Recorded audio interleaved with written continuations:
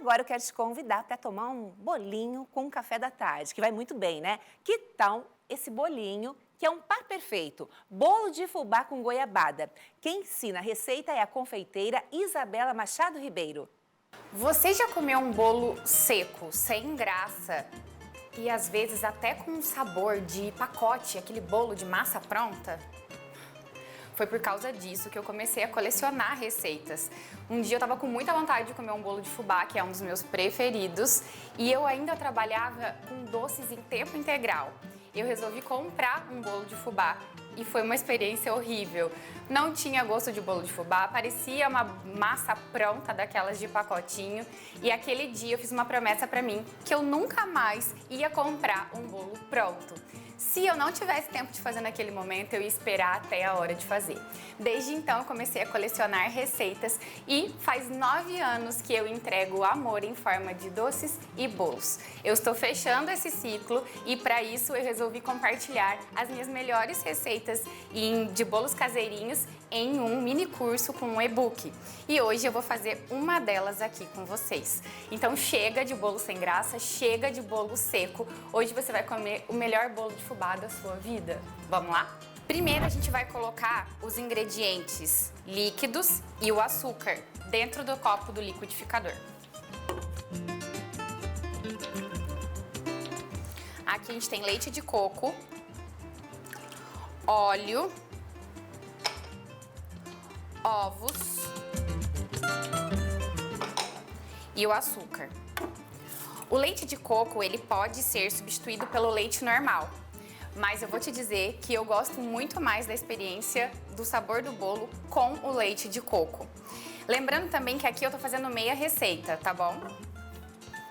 Vamos lá, isso daqui eu vou bater agora, só um pouquinho, é jogo rápido, só pra virar uma mistura homogênea.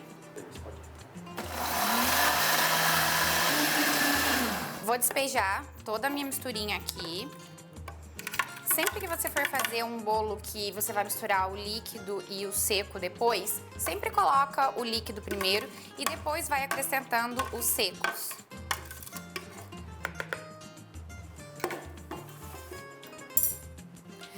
Aqui eu vou ter fubá, farinha de trigo, amido de milho e o nosso fermento. Aqui você pode dividir a quantidade de fubá com trigo. Se você quiser aumentar o trigo e diminuir o fubá, não vai interferir, desde que você mantenha a quantidade total. Eu gosto de um bolo de fubá com bastante fubá.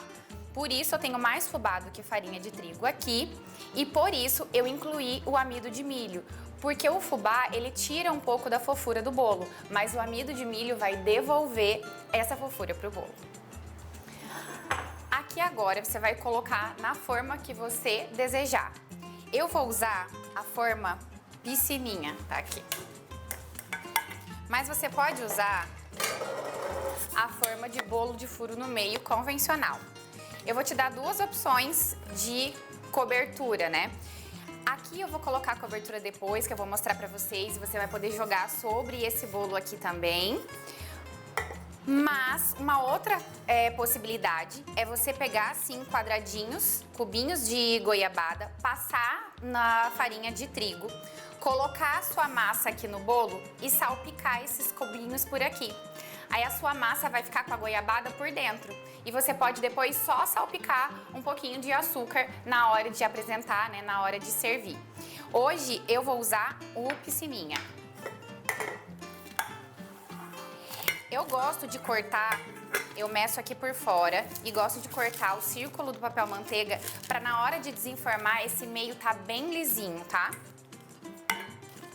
Uma outra dica que eu quero dar para vocês, você pode untar na sua casa com manteiga ou margarina, óleo e a farinha de trigo do jeitinho que você tá acostumada, tá? Mas se você ainda não conhece, eu quero te apresentar o desmoldante. Ele vai facilitar a sua vida, vai durar um ano inteiro aí, dependendo da quantidade de bolos que você faz. Ele dura muito e é muito prático. A gente só aperta aqui, ó, e tá pronto. Não precisa de óleo, não precisa de manteiga, não precisa de farinha. Eu vou colocar o papel manteiga só nesse meinho, ó. E agora eu vou despejar a minha massa.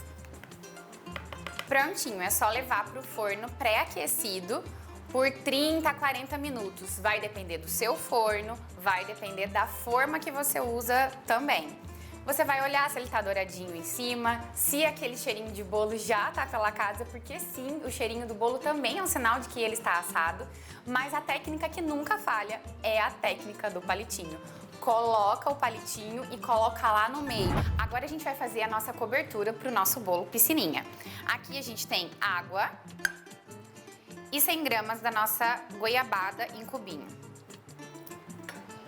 É só levar para o fogo. À medida que essa goiabada aqui vai esquentando, ela vai derretendo, se diluindo na água e tá pronto. É super rápido. Eu vou deixar aqui a goiabada com a água no fogo para ela dissolvendo com calma. De vez em quando a gente vai vir mexer. Enquanto isso, eu vou desenformar já o nosso bolo. Eu ainda sinto a minha forma bem morninha. É a melhor hora pra gente desenformar o nosso bolo, com ele levemente morno, com a forma tranquila de segurar. Muito quente, ele pode quebrar, e quando ele tá muito frio também, pode ser que ele grude na forma, tá?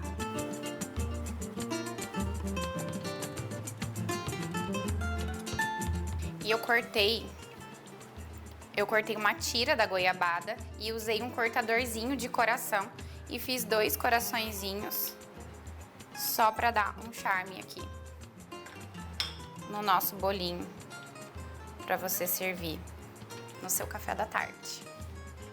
Uma outra dica que eu queria deixar para vocês é que uma receita dessa, ela vai render 2 bolinhos piscininha desse ou 2 bolos nessa forma que tem 19 centímetros de diâmetro. Aqui em casa eu sempre faço 2 formas, já que nós somos só em 4 pessoas e eu não quero fazer um bolo gigantesco daqueles bolos da época da casa da avó, que a casa era sempre muito cheia, né? E um bolo vai para a mesa, o outro bolo vai para o freezer. Então eu embalo ele num plástico filme, etiqueto ele, embalo bem embaladinho, etiqueto com o nome e a data, e você pode manter o seu bolo por até 3 meses no seu freezer. Assim, quando chegar uma visita inesperada, um dia que você estava com pressa, chegou de viagem, seja por qualquer motivo que você precisar de um bolo rápido para o seu café da manhã ou café da tarde, o seu bolo já está ali.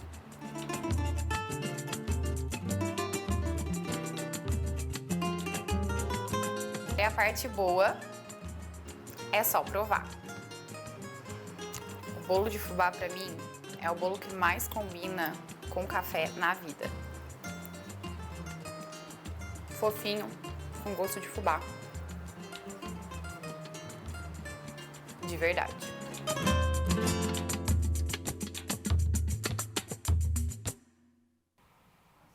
Fofinho, gostoso, fácil de fazer. É aquele tipo de receita afetiva, né? Que a gente lembra da avó.